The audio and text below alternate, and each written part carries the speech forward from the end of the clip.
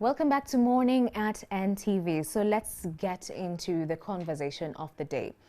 Early this month, the youth under the Youth Aid Africa, an initiative pretty much that brings together young people from across the country, Uganda embarked on discussions with national policy makers as they marked the Youth Month. One of the physical engagements was at Parliament, involving the National Youth Council district leaders, local government youth councillors, university guild leaders, cultural youth leaders, and entrepreneurs. This Moot Parliament session had specific objectives, so this morning we endeavour to get into these objectives, what was able to be achieved, and what does the future look like for the youth of this country. So in studios, I'm joined by Mr. Alexander Chogwichuga. He is the ED of the Youth Aid Africa. Thank you so much for making time and welcome to Morning at NTV. Thank you so much, Amala. Good morning, viewers. Good morning. So we saw also this, the 9th of August. Yep. Yes, the Youth Moot in Parliament. What led to this? And out of these objectives, of course, you're going to go, one by one, just looking at the different objectives that you were able to arrive at. Sure.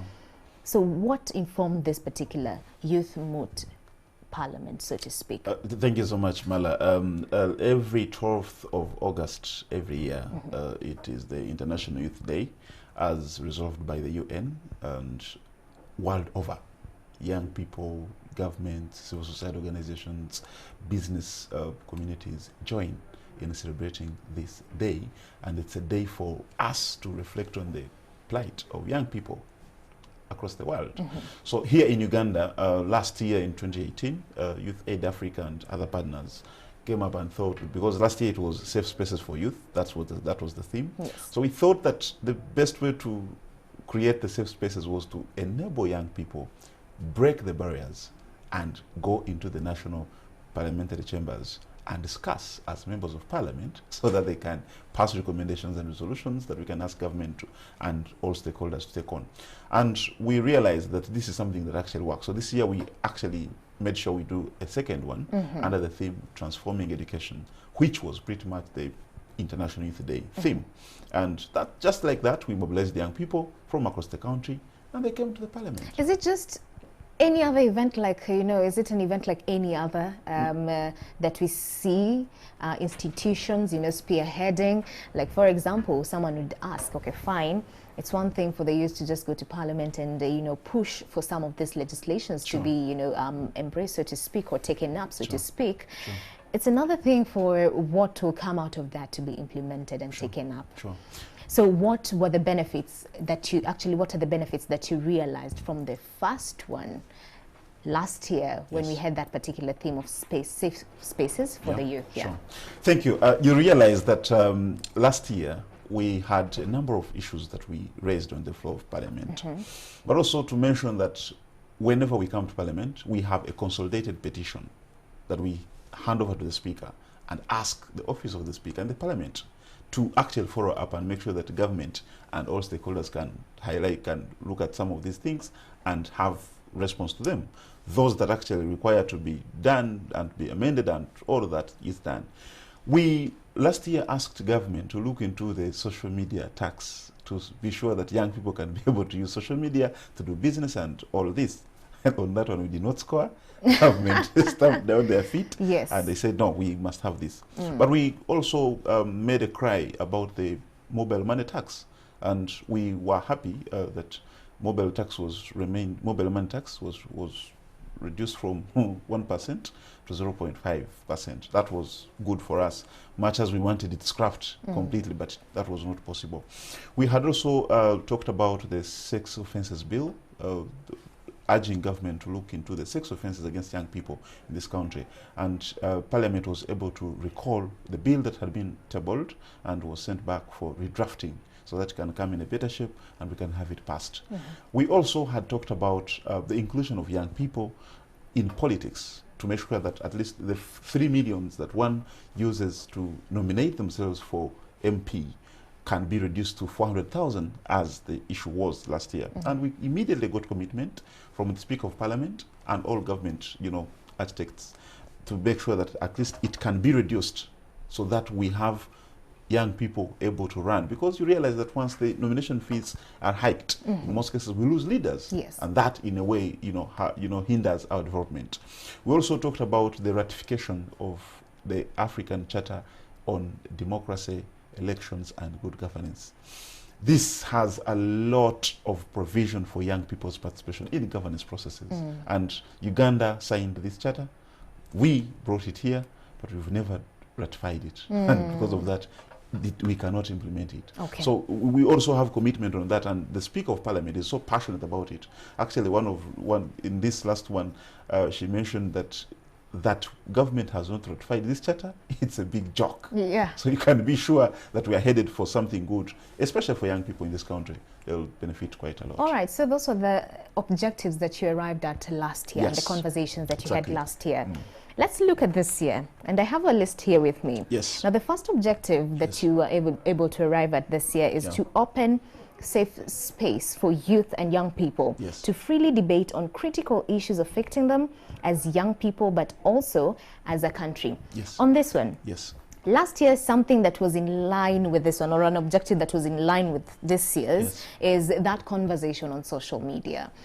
Just the other day, we saw the UCC proposing to actually regulate, monitor, and register social media influencers. Yeah, sure. Still touching on social media, we know that unemployment is a reality in the country, and a majority of the young people are saying that, hey, I have this talent, let me go to social media. Sure. And as a result of that, because of the good content they churn out, then they ultimately have a majority, actually a huge following on social media. So we were having a conversation with some of them here in studios a few days ago, and they were saying that it is already enough that they're taxing social media and all that. So what's your conversation on this, and what's your take on this one, especially now that we have the first objective pretty much tallying with what you had last time, and still seeing government moving to, still touch on that one source of survival for a majority of the young people who are saying that the white-collar jobs don't cut it for them? Sure. Number one, our focus really was to make sure that we can be able to access the parliamentary plenary chambers. That place is one of the places where the most important decisions in this country are made. Now, our focus was, number one, to get there, and we got there. And we are able to elect a speaker and have young people present issues, and we discuss freely with them, and then we can be able to make resolutions, which resolutions we pass on to the national parliament for consideration, and some of them for adoption. Number two, once we are there, then most of these things can come up. It is true that we also we realize that most of the young people, for instance, young entrepreneurs, I am an entrepreneur, and I know that we do a lot of work on social media. It is dangerous for anyone to think that now that we have taxed social media, now we also want to go ahead and register influencers and do some little bit more of regulation in that regard. It is not fair, and I can assure you that we are not seated. We still look forward to engaging, because for us we have realized that once we engage these players, they can actually understand our plight as young people and realize that you only can be able to facilitate them to do a lot of stuff, but you don't put them down. Do you think that your voice will become at one point in time strong enough that every single institution under government pretty much consults with you before it makes any decision with regards to the youth? I'm saying this because, still sticking to this social media influencers, we had them here and they said that no one bothered to consult them before they moved to have this proposal. Sure. So do you think the youth are at one point in time, maybe in the future, going to have that strong a voice that every single entity will say that, hey, before we even think of anything, let's consult first with the young people? Thank you. Mala, young people in this country make up 78% of our population. The struggle we are in today is not the struggle to make old people realize that we actually matter. We, for so long, have waited to be called on the table and take part in the decisions. And we've realized that this does not work. No one is willing to actually call you and say, Mala, hey, there's a cake here, please come and we slice it and eat it. What we are doing today is to make sure that, let me use the word kamambaya nimbaya, get to where we are supposed to be and take charge of these spaces and make our mark felt. What does that mean? Kama mbaya ni mbaya.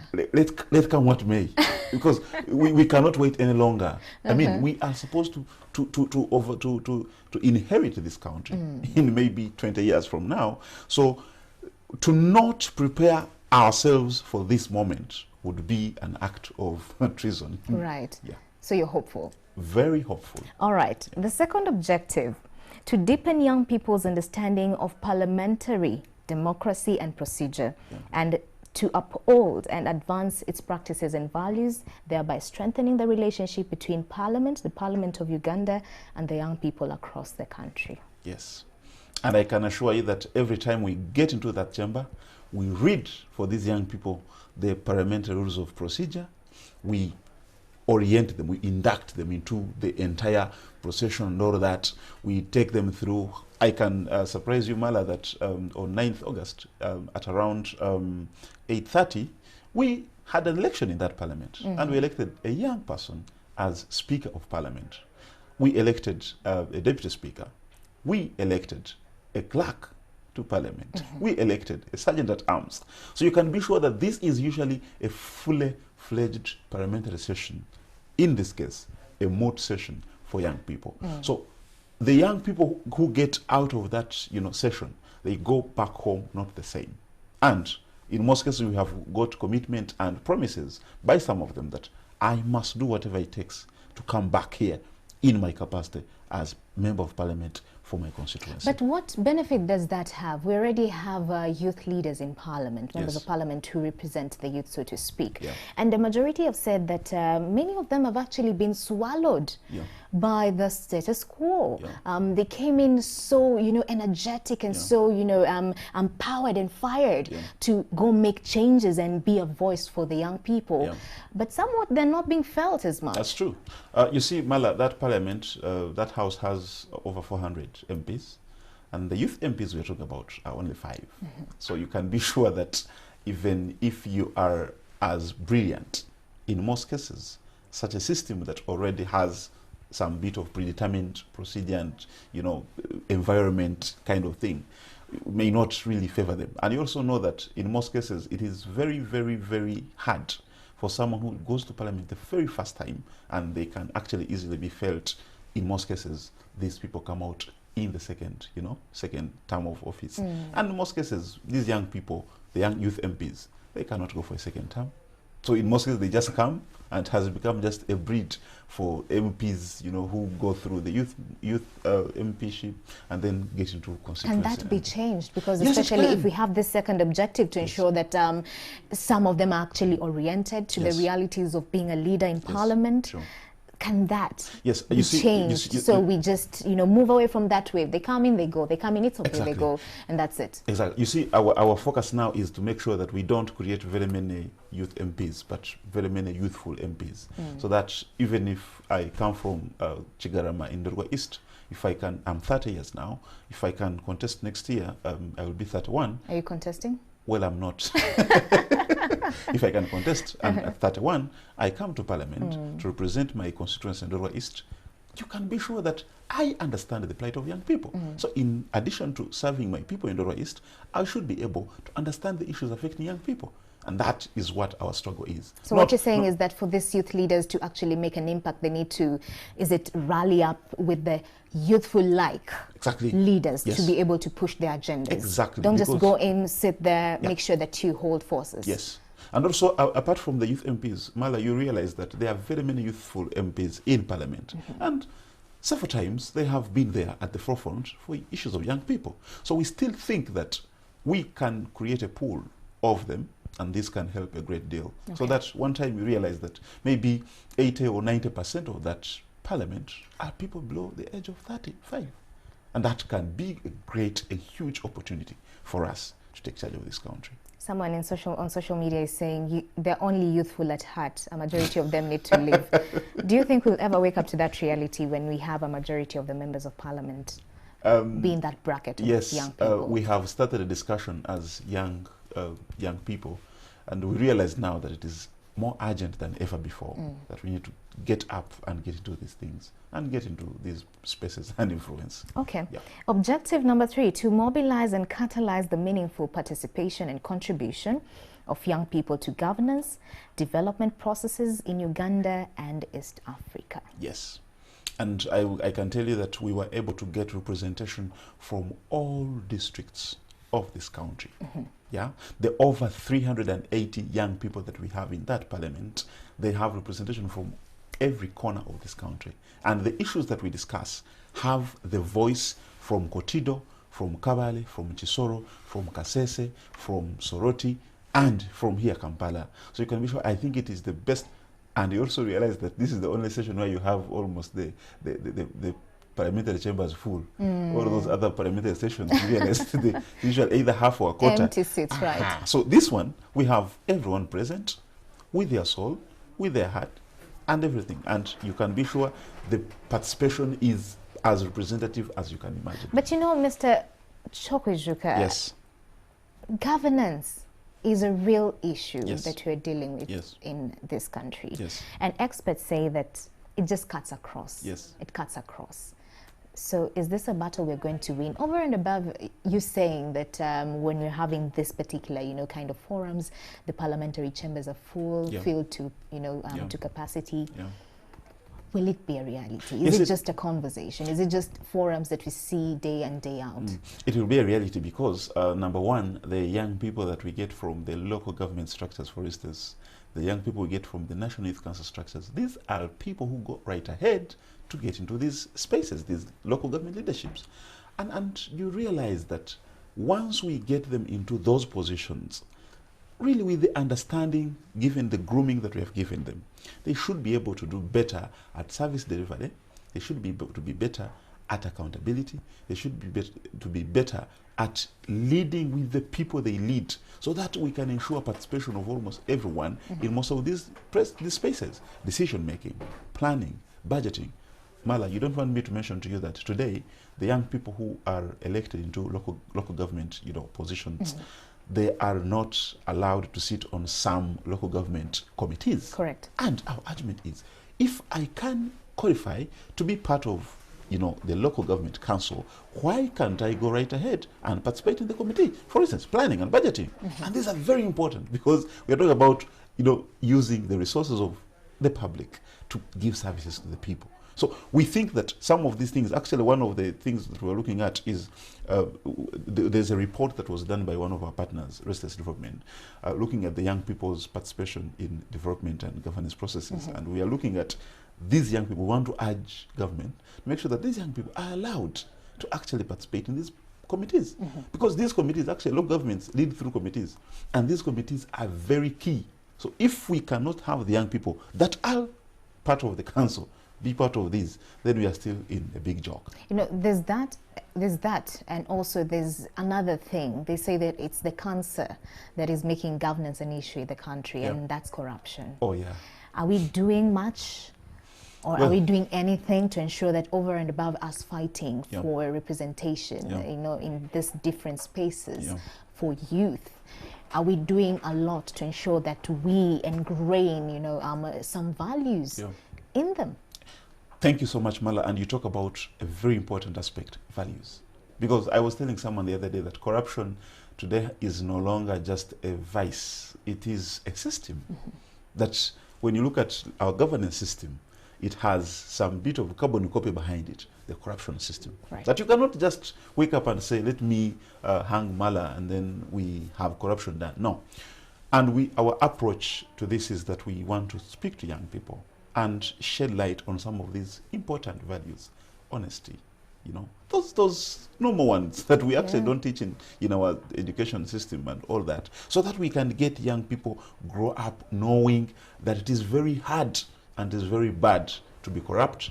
It's very bad to embezzle. It's very bad to do all of those sorts of things. So once we have a value system, grown right from the grassroots to the national level, it can help us curb corruption. It's not going to happen overnight, though.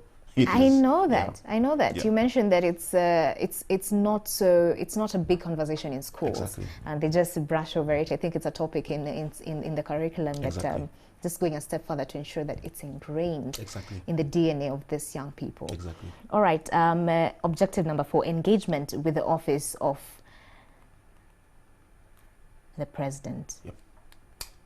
Yes. And is this a dream? Is this a reality? Well, it is both a dream and a reality, because I can assure you that the resolutions that we passed in the Moot Parliament on 9th August, we are going ahead to share them with most of the key officers in this country. And one of these key officers is the highest political office in the land. We have not spared them, and we shall go there and share most of these. What's your take on, just the other day, Yes. Dr. Kizza Besigye, former leader of the FDC, said that the president is moving across the country dishing out money like Father Christmas. I'm quoting what he said. Sure. What's your take on what we've been seeing over the past few days? The president going, just handing out cash to the young people. Is that what the young people really want? Well, we note and we appreciate that money, young people need the money, because you must survive, but also if you are to invest and do business, you must have the money. But our approach is different, and our advice to government is totally different, that most of this money should be channeled through institutions. Our argument is actually not that the president should keep giving out money. There is money that was earmarked by Parliament to Uganda Development Bank for recapitalization. We would like this money, part of it, to be earmarked for young people, so that young people can have special access procedures, so they can get this money and go and do business. For the president to keep dishing out money to young people as handouts, this is just continuing to make the culture of patronage to blossom, and at the end of the day, we may not, benefit much. The Youth Livelihood Program suffered the same hitch that the powers that be, the implementers, used that kind of approach, that they gave money to only the young people they know. They gave money to young people who subscribe to the ruling government, and at the end of the day, it has not done much. Just the other day, you saw that the State House was proposing to take the money from Ministry of Gender to State House, and indeed they did. Correct. So at the end of the day, if we can empower institutions and channel all this support through institutions and have the capacity of young people built through training and all that, that's the best way we can have much of this. So it's not about just access to credit, affordable credit. It's also about skilling. Yes. Because we were having this conversation and the young people were saying, hey, it's okay, you can achieve that by making sure that credit is accessible to a majority of them. Exactly. But is the environment to do business favorable for them to thrive? That is another question. And so it was trickling down to corruption and how it's hurting the economy, and the so tax to speak, regime, and the tax regime as well. Yeah. So and honestly, we think that again, the Speaker of Parliament herself knows that the cost of starting and doing business in Uganda, especially for the locals, is a bit not cool, and therefore we actually asked Parliament to compel government to extend tax holidays to young entrepreneurs, just like the same is done for foreign investors. Correct. Because we think that Uganda is, in 2015, Uganda was ranked the most enterprising country in the world, with at least, I've forgotten the figures, but at least most people starting business, but these businesses could not survive infancy. Yes. So we think that if young people, given the very many opportunities that we have around the country, if young people can be given tax holidays, so that I start my business today and I know I have 3 years to build my business before I can start facing a tax burden, I would be glad. But most young people, they start today and tomorrow they'll tell you, KCCA was running after me. Yara is at my door. Yes. They want money here and there. And because of that, we as young people have totally failed to sustain business. All right. And we keep the unemployment scourge a problem, because we thought that if we got into business, then that would somehow lower the unemployment scourge. But for as long as we still find our father,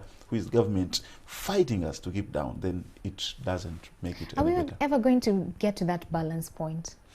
I want to sound, because government in the papers today, I'll just tell you, the Secretary to Treasury, Mr. Keith Muhakanizi, has moved on to warn government on rising debt. Yeah. We still want Uganda to be at par with its sisters across the globe. Yeah. And we're saying that, hey, borrowing is bringing our economy down because debt repayment is becoming one of the key, figures in our budget, so to speak. That's the picture. That's the big headline this morning in the Daily Monitor. And so government, and so to speak, URA over time has been saying, can we be able to raise enough to sustain ourselves and ensure that we collect as much revenue as possible? So it's a hard balance. Do you agree? It's a hard balance. So on this side, we're saying, how can we be able to sustain ourselves by collecting revenue in our economy? And how can we do that and not hurt the businesses? And on this side, we still have to develop. So how do we go about borrowing with caution? You see, I could agree with Mr. Mhakanizi, but I also think that here he's behaving like an ostrich. He's burying his head and the buttocks just keeps out. Because at the end of the day, all countries borrow. And indeed, all businesses borrow. And all institutions borrow. All of us borrow. The question is, what do you use the borrowed money for? I wish Mr. Mhakanizi warned government about the irregularities and the embezzlement, the mismanagement and the misappropriation of public funds. So the issue is not borrowing. The issue is not borrowing. The US is the biggest borrower in the world. See where they are. The most important thing is us being able to put what we borrow to good use. Not making this money end up in people's pockets and people's private resorts, and at the end of the day we realize that government is unable to pay back. Corruption. Corruption, yes. Thank you so much for coming in studios. We do have a point of 5 and 6, all pointing to what we've already discussed so far.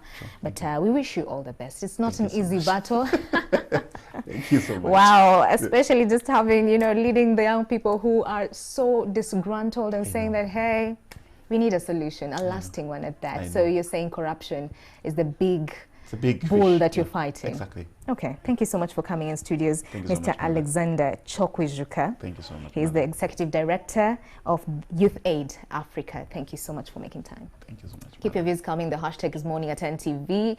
I don't know if I can keep you here because the other conversation we're getting into is feedback coming on social media with regards to a particular report that was released yesterday telling us that a majority of Ugandans, who we know a majority are the youth now based on the statistics we have, are worried about post-election violence come 2021.